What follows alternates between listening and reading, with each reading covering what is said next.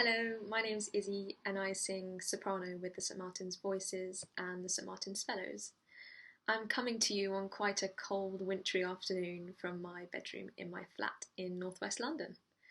And for today's CarolCast, I'm going to be introducing the 16th century English Christmas carol, Luli Lula, Thou Little Tiny Child, commonly known as the Coventry Carol.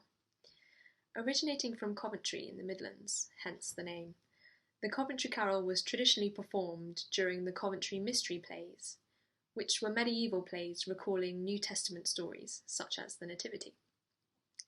During an age when many were illiterate, churches and other institutions used to put on many theatrical performances to educate the masses on biblical stories.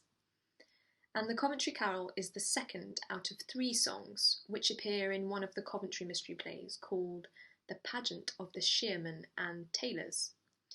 And this play depicts the Nativity, so right from the Annunciation to the Massacre of the Innocents in chapter 2 of the Gospel according to Matthew. The famous massacre occurred during the reign of King Herod, whereupon hearing the news of the birth of Christ, he ordered for all infant males in Bethlehem under the age of 2 to be killed. We hear of this in verse 3 of the carol, with the words, "Herod the king in his raging, charged he hath this day." And the music at this point suddenly increases in dynamic and becomes much more aggressive, disrupting the otherwise sort of solemn and serene atmosphere created in the previous verses.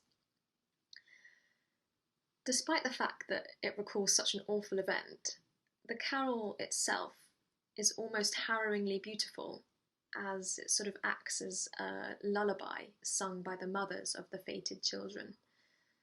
The music throughout is largely homophonic, and the general dynamic is kept at quite a hushed level, apart from verse 3, of course.